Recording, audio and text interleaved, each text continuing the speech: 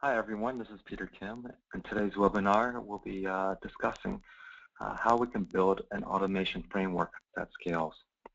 On today's agenda, we'll talk about changing QA's mindset, how we're limited by automation frameworks, how we can escape those limitations. We'll go into the principles of an application model-based framework, then case study and a demo, then with the remaining time, Q&A. Now I'd like to share a little bit about myself before we start. I have more than 10 years experience as both a software developer, QA, and from both startup environments to large corporate environments. I'd just like to share that one of the best ways that QA or QE can inject efficiency throughout the SDLC is having a reliable, scalable automation strategy. Having great, smart QA engineers, that doesn't hurt either. Now, a lot of people ask me how I got involved with QA. It's an interesting story. Right out of college, I worked on a project, a multi-billion-dollar project, which was basically revamping the FAA's modern air traffic control system. That multi-billion-dollar system never was completed because the system wasn't accepted by the air traffic controllers. However, that multi-billion-dollar system was sold to Taiwan. So Taiwan was the world's first fully integrated air traffic control system in the world, which was pretty interesting.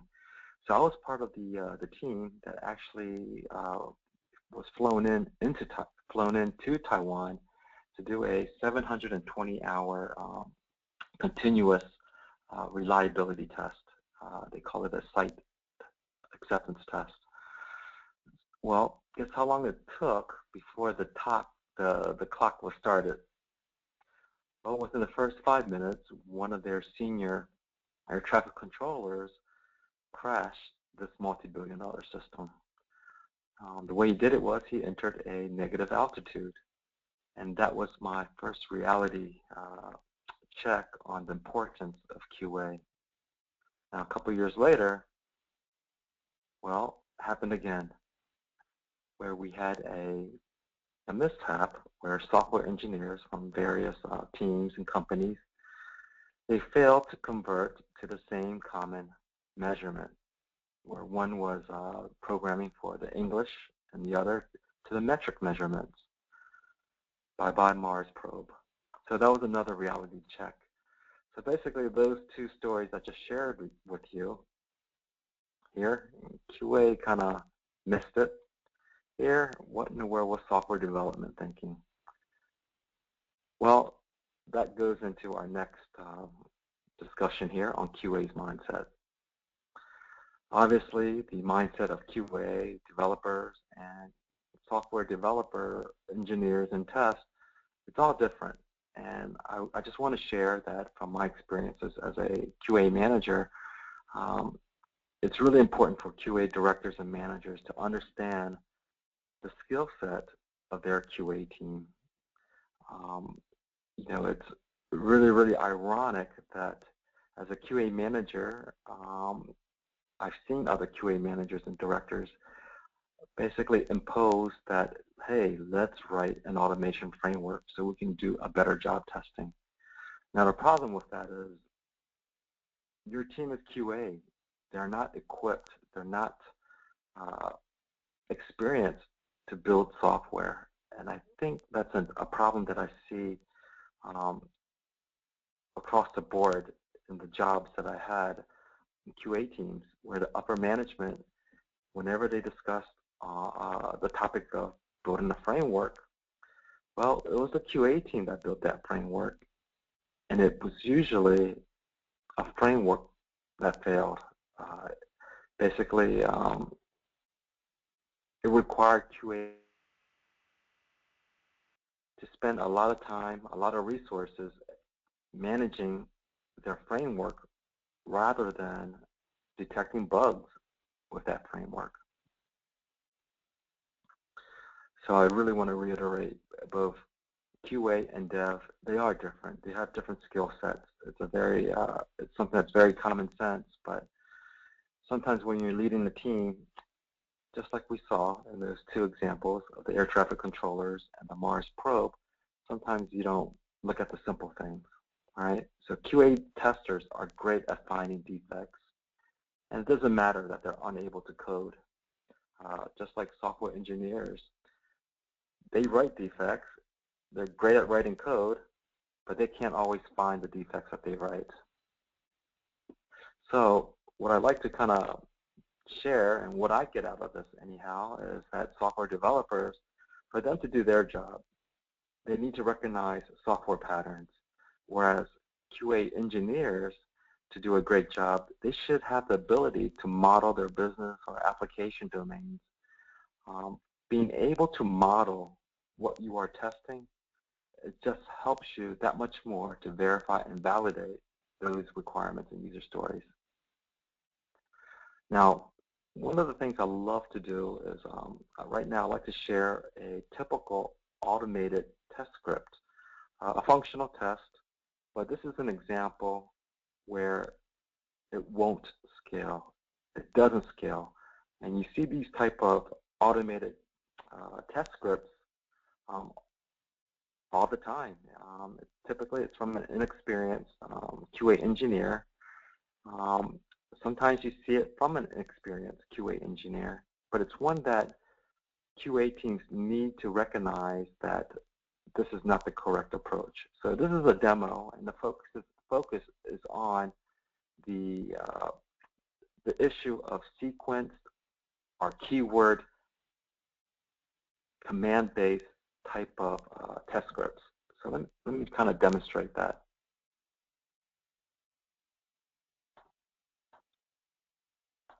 Okay, so let me start my test studio here.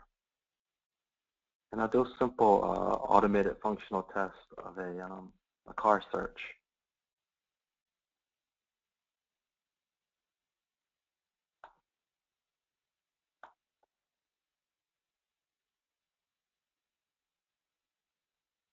Okay, let's do a car search. Oh, looks like it's all right. Let's do another one. All right, so let's do a basic recording.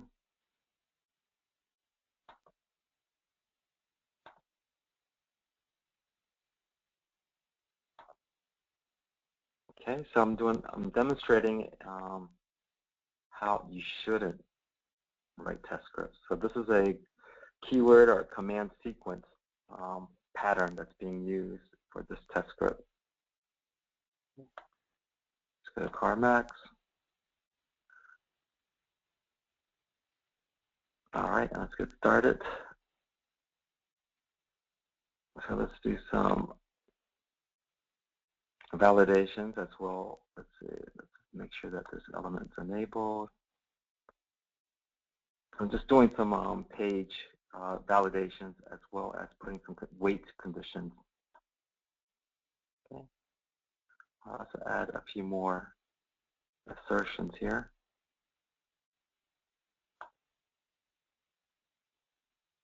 Let's do one more. One of the things that I want to show you that the tool can do while we're at it is you can see we can also just as easily put in negative assertions as well as positive ones, depending on the type of assertions that you want to do. So you can see that we have, we can check for visibility as well as the opposite, right? I'll just do one more here. All right, and then let's do a search for Porsche. Okay. So I submitted my simple search, and I get a search page back, and let's make some assertions so we know that we actually got a search page returned to us. Okay.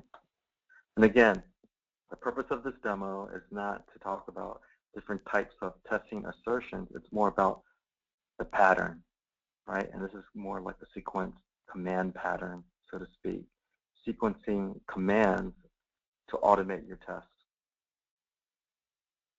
Okay, so that's in our test script.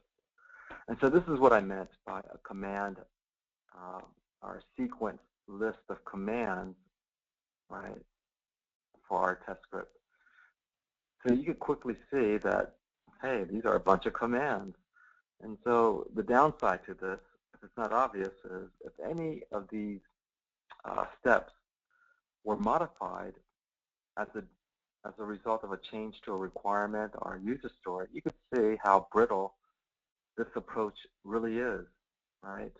So if any of these elements were modified, it would break, meaning that if you had 25 other test scripts that navigated to this specific page or the search results page, the layout was modified, you would see that it's very brittle. It would break easy. So what's someone to do? Well, then we're taught, let's make our automated test more modular. So let's do that right now. Let's make this test a lot more modular.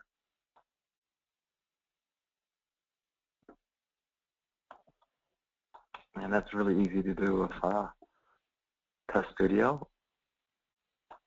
Let's just call this setup. And you can see that a script or library called setup was created. And in our original script, you can see that those steps were replaced by the call to that step. And let's make it even a little bit more modular. And add another function, our step, and let's call this do search.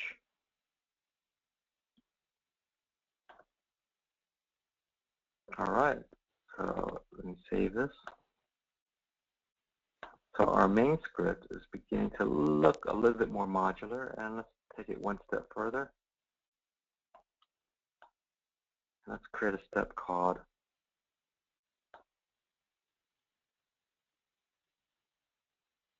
verify the search results page. Okay, save everything. And now you can see that our original script looks a lot more modular, a little bit more clean. So what this kind of does is it kind of minimizes the brittleness. It's still brittle. However, if there's a change in the requirements of the user story specific to the search page, for example, well, now you can see, if you imagine we had many, many test scripts that reference the search page, well, we consolidated our changes into one function.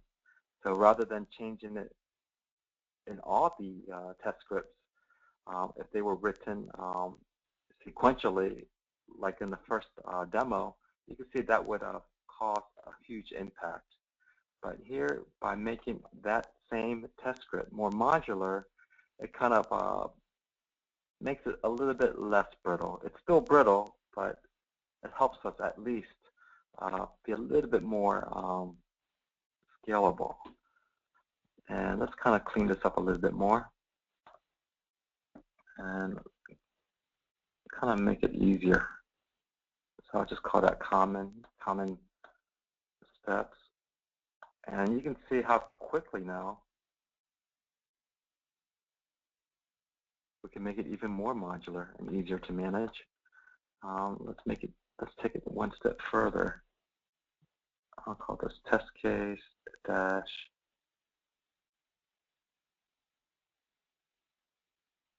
okay, simple search. And there's our test case. And we can even rename this guy. Okay. And let's call this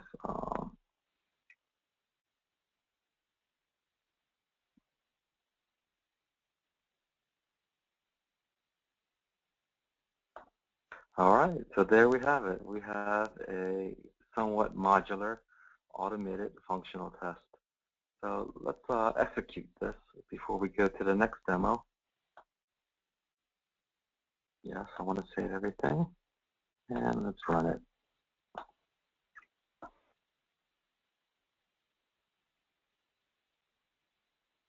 For those of you who were paying attention, that test script was created using a Firefox browser, and now I'm executing the automated test script that we just created and running it on Chrome.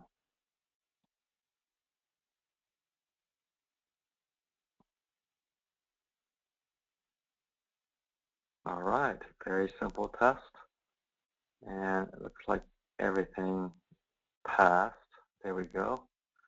Now what I'd like to do is let's take it one step further, because in the world of QA, we all should strive for, that's right, data-driven testing.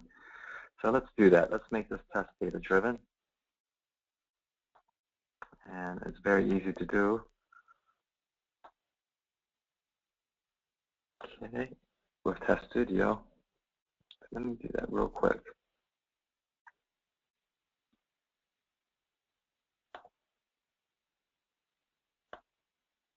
Okay, so I have a spreadsheet with my input data, and I'm going to bind to that Excel file. And it's just a regular Excel file with a worksheet called sports. And you can see it's just a simple worksheet. It has two columns, a make and a model. So there's 3 data rows.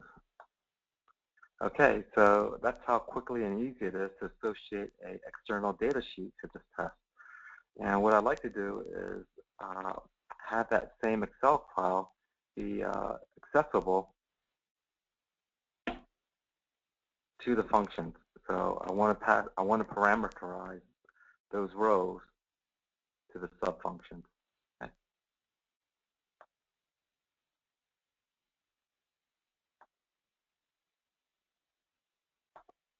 All right, the same thing. Oops.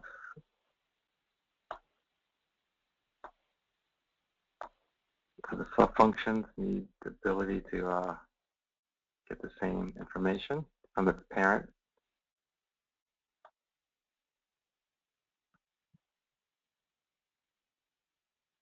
Okay, so the input data is inherited from the top level steps.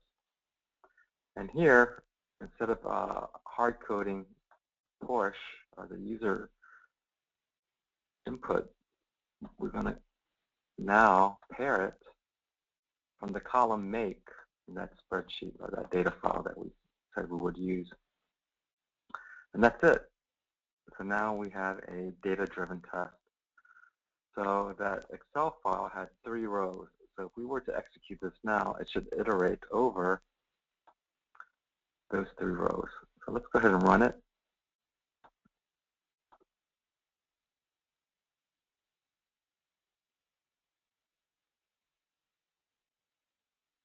Okay, so now what we're seeing is a data-driven test.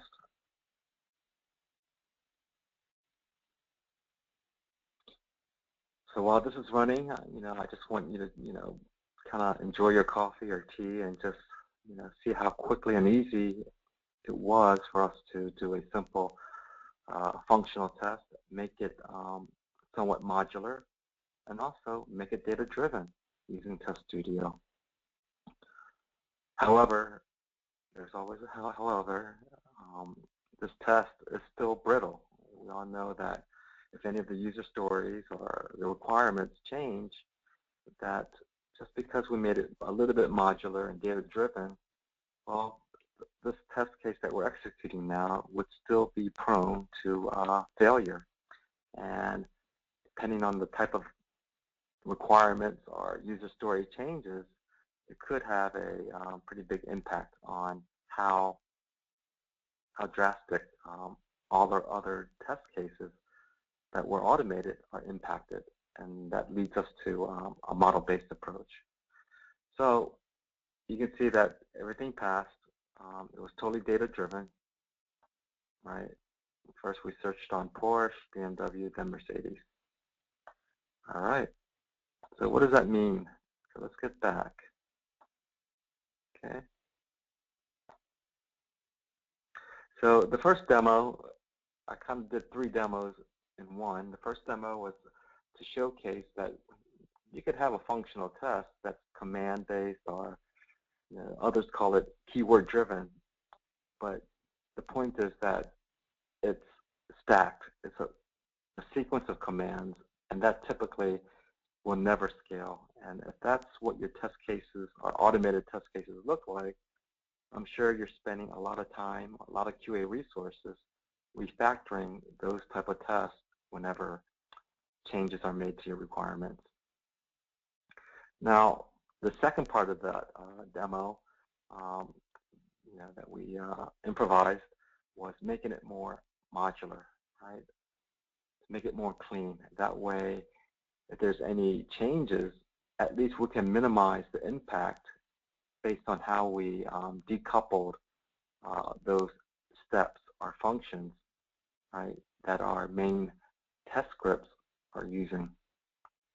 Now, the third demo was just basically being able to do data-driven testing.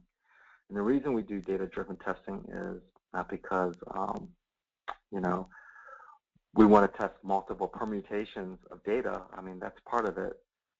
But the big trade-off there is making sure that we decouple, right, the logic of the test case from the data. We shouldn't be coupling or creating dependencies between data and the test script. The test script, which contains the logic, should definitely be clear and free of data, right? Okay, so let's jump now into patterns and models, things that we need to know before we start discussing a application model strategy. So what are patterns and what are models? Well, before we do that, there's one thing we should all understand, a real big issue. And if you've never heard of the pesticide paradox and you are a QA automation engineer, this is where you need to listen. It's really important. So one of the projects or one of the QA teams that I joined in the past, when I joined as a QA tester, or QA manager, excuse me, the lead QA engineer told me, our test automation is fine. We have over 4,000 automated test cases, and they all pass. To me, that was a warning flag. It wasn't something that made me feel good. Actually, those comments that he made actually are a big red flag. So for those of you who aren't familiar with the pesticide paradox, basically that's a situation where your automated tests are indirectly designed to always pass. And the reason for that is your QA team is working really hard to get more test coverage. So here they are working really hard to get test coverage. And the workflow typically evolves where if an automated test fails, well, the QA team works hard to make sure that they pass. Now, coupled along with that problem is that if the user story or the requirement changes, it's going to fail that test case or that automated test case, and it should.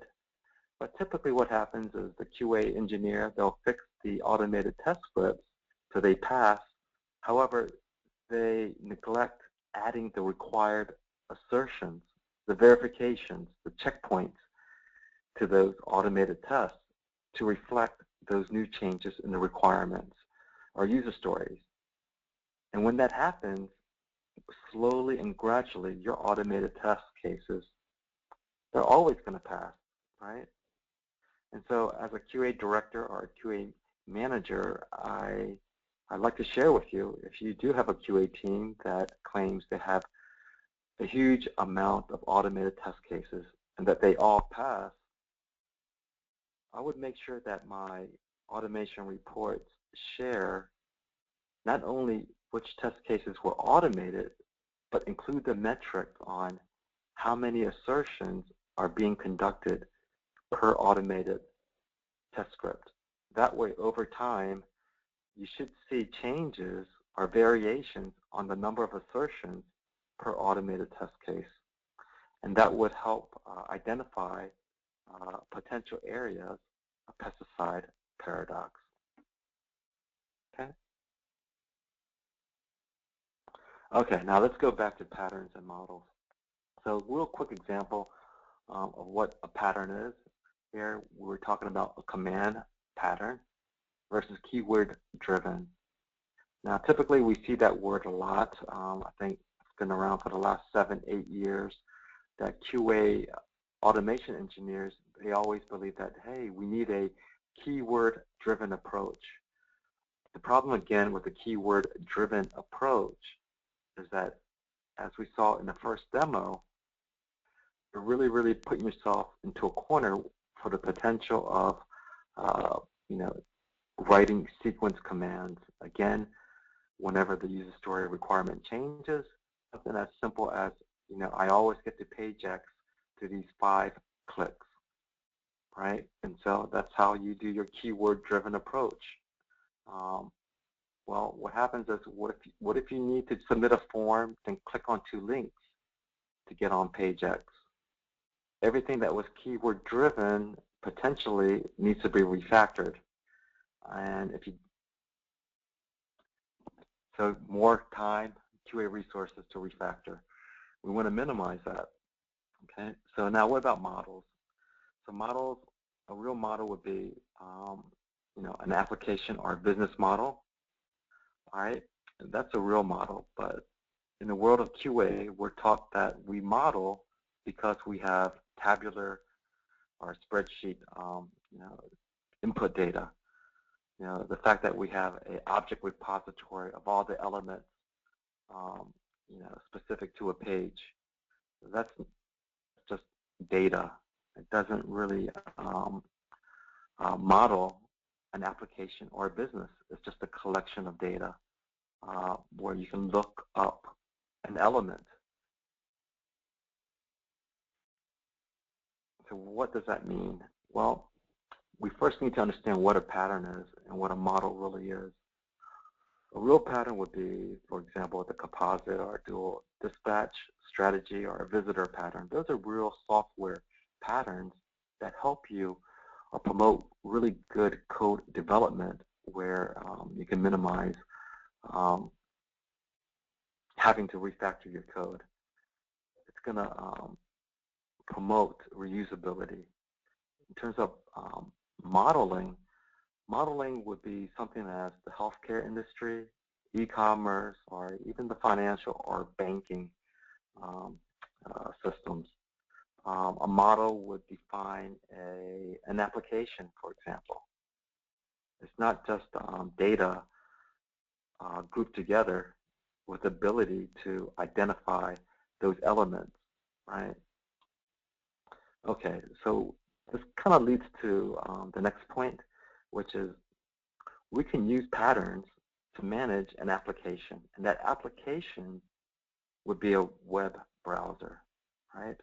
So if we know what patterns to manage a web browser, what patterns would make the most sense, then if we learn how we can model web pages, then we have the basics for an application model approach. Okay, so what this really means ultimately is for those QA folks and developers, we all need to leverage patterns and understand models, especially when you're trying to build an automation framework. And this goes hand in hand where QA directors and QA managers need to realize that your QA team, if they are tasked, if you're tasking them to build a custom automation framework, I do hope that your QA team or your QA resources, that they indeed are experienced software engineers. Otherwise, they'll probably build an automation framework which will be fractured and constantly be buggy, have the high risk of generating false positives, crashing. In other words, building and writing a framework is no different from building any other software application. All right. So this part is about being limited by automation frameworks. Now, being limited by automation frameworks for the QA team is making sure that the technology that you use for your automation framework, specifically for browsers, that it doesn't lock you in, that the framework allows you to extend or even hijack the nice, robust features that the technology offers you. What I mean by that is, certain automation technologies, they kind of dictate or impose how your test scripts should be written, and I think that's one of the reasons why a lot of automation frameworks, they never matured into a model-based framework, because again, most automation tools indirectly corner you into using a keyword or command-based methodology to do your automation, and that pretty much limits you into being able to write a custom one where you can extend that framework. So how do you escape? How do you escape the limitations of a framework? Well, that requires that the technology or that framework allows you to write custom libraries, where those custom libraries can leverage the niceties of that framework or technology, but the core methodology or patterns on how your test scripts are written or templated, you have the freedom to do that.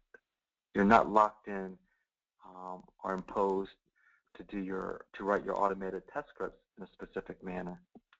So one of the things I like to share, if you are choosing or you have the ability to pick your tool of choice or technology, is make sure that you have the ability to use an object-oriented programming language.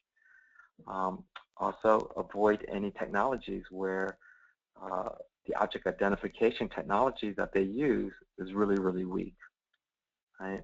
And also, you would want to pick a tool where that tool allows you to integrate with third-party technologies or even open source tools, because you do want to be able to tie in your test reports to other tools, to other test management systems. You don't want to be limited to those one or two tools or one of those, excuse me. You want the freedom to basically import and export your test results into any test management system. Another one that I think is important is choosing a framework or technology that both development or even release management teams are able to leverage as well. Okay. Now, again, the reason for us for picking Telerik Test Studio is pretty open-ended, where it allows you to use the object or page identification tool, the element repository, and leverage that, and basically using that component, we can build our model-based approach within Test Studio. And that's our next final demo on how we do that.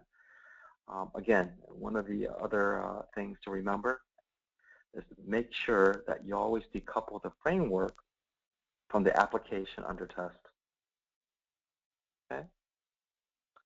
All right, so let's get into our demo and case study. Okay? So again, we have a application model-based strategy that's leveraging the Telerik Test Studio automation framework. Okay. So again, I want to go back. Primarily, most automation frameworks are command-driven, right? We don't want to do that. So we want to pick a model-based framework. And to add some more detail onto that, let's look at a kind of a command-driven framework or a sequence command. Here in this example, here we have a browser click. We're clicking on a specific link. Then we're doing a bunch of assertions depending on some kind of condition. And if you look here, we're adding more workflow based on the role that's being used to execute this test. So you can see quickly using this sequence command approach, again, if the requirements change, any existing automated test would require a significant amount of refactoring. So for example, if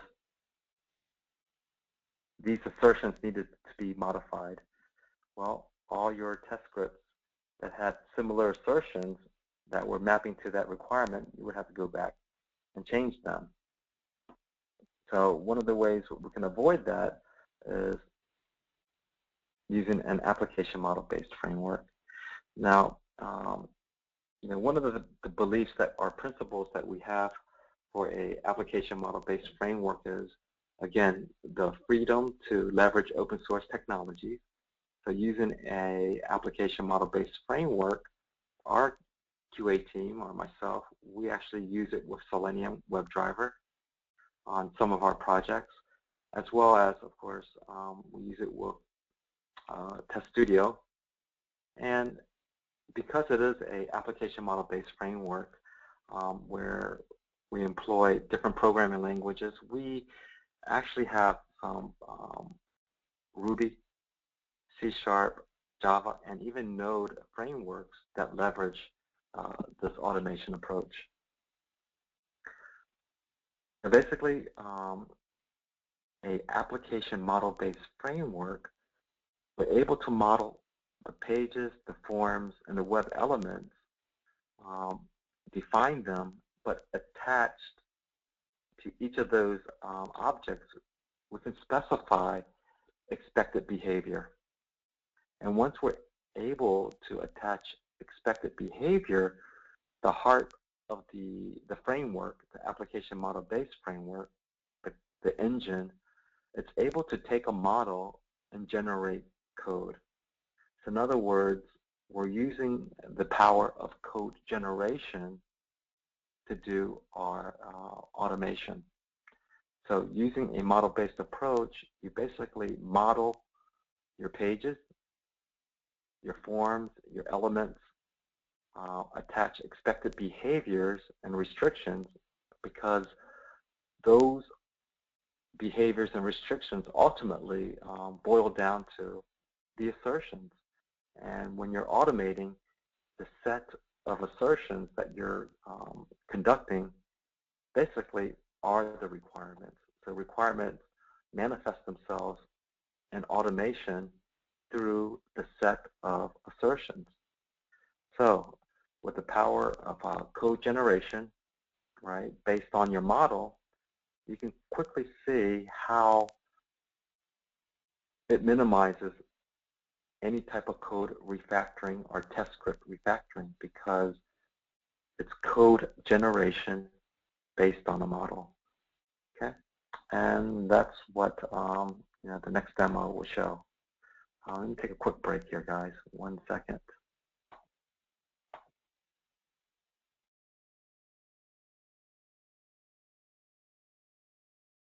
About that. Okay, so getting back to our application model-based frameworks. So how do we do it?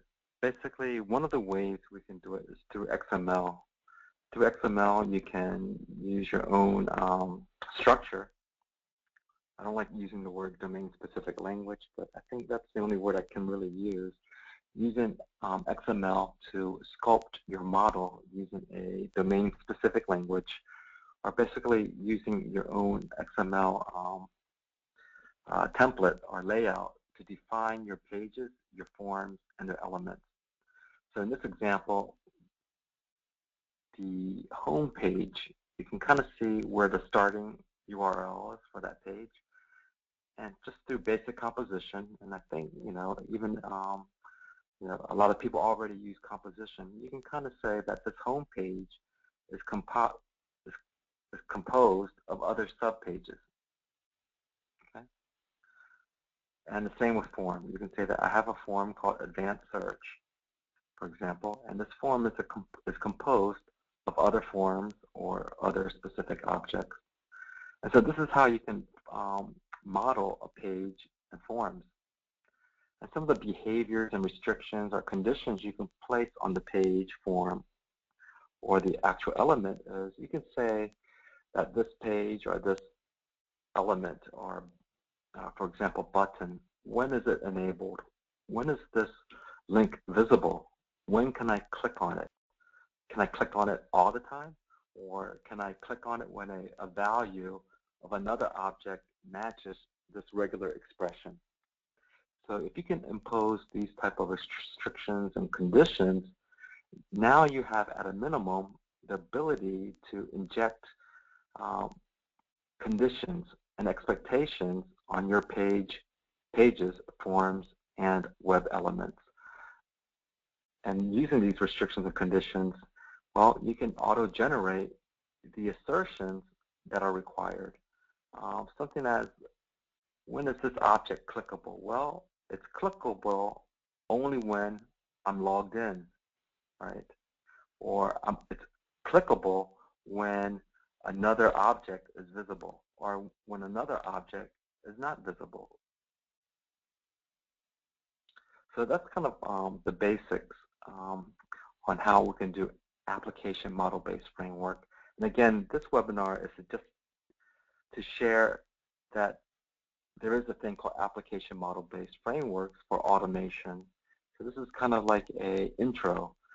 Typically, when we do a session on application model-based framework, it's easily a 2 or 3 day session. Okay. So since we're running out of time, I want to get into the demo as quickly as possible. So again, recapping application model-based frameworks. The power of application model-based frameworks is that it empowers QA testers that have domain knowledge to participate in automation, because now the QA testers who lack the more advanced technical skills to write automated tests, they basically now need to learn just how to model the application. So in our example, since we use XML, you might want to use Excel or YAML. In our example, XML, and just know or learn how to apply those attributes which impose conditions, restrictions, and expectations. Okay, and so since we're talking about code generation, we scale because the code generation is based off of the model. So if your model changes, which means that your requirements or user stories were changed, well, your automation engine would be generating code on the fly based on your model. So let's do a quick example before we run out of time.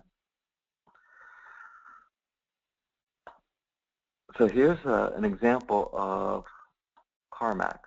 Okay, you can see that here at the home page how we modeled it. This page, the home page, is comprised of a model and price link, right? And we know that it's always visible. It's also interesting to note that when this link is actioned, this is the expected page that's expected to be returned if this link is clicked. You can see here's the search button. Okay, object always visible, and you can see how we're doing it. If you look at the locator, primarily we're using XPath, but on other objects we're using Test Studio locators. So this is how you can identify an object through Test Studio. So again, Test Studio, the reason we like it is that it allows us to extend their framework, as well as it allows us to leverage their advanced element repository feature, which is what we're doing here. Okay. So again, this is how we build our pages, put behavior and expectations on those pages or forms or individual elements, and feed that into our core engine, our automation engine, which can generate code at runtime based on those conditions and expectations. So here we have Test Studio. And the nice thing about Telerik Test Studio, they provide a plugin. That's right. They provide a test plugin for Microsoft Visual Studio. So for advanced automation, you have the power to tap into Telerik's libraries through their plugin and through their APIs through Microsoft Visual Studio. Again, here it's really simple. We're navigating to a specific page. If you go, we're loading our model, which is nothing more than our XML file, which contains. So here you can see that in our model, we're loading the XML file, the one I just showed you for CarMax. And basically, in this example, we're saying, if possible, always use the Test Studio locator rather than the XPath. So I'm just going to run the same test that we ran before, which is going to do a basic search. Okay. And the interesting to note is there are no assertions because they will be generated on the fly based on the model. So let's go ahead and run that before we run out of time.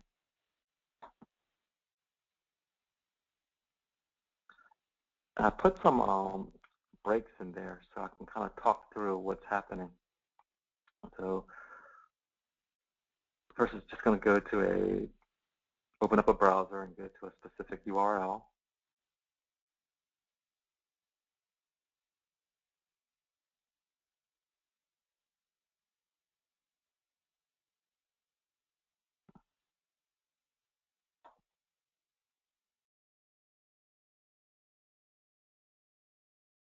So it's running right now. I put up some, so you can see, I put in some debug statements. So you can see that how it's doing some validations. So based on the model, there's a total of 3 assertions that were generated just based on the model. You could see, actually, one of the assertions that's being used, which is, I guess, it's looking for the search input field. And you can see other types of validation that it's making. Again, it's looking for a special field, a specific field. There's more assertions that were generated based off the model file I was sharing with you. Okay, there's more assertions, making sure that another object is visible, that the visibility of this object evaluates the true. There's another area where there's, I guess, 3 assertions that were generated based on the model. And you'll see that repeating since it's a data-driven test.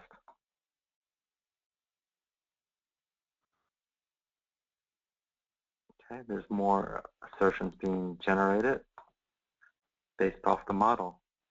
So I know that we didn't have enough time to really probably look at the code, which would have been nice to share about the code generator. But I hope you enjoyed this webinar.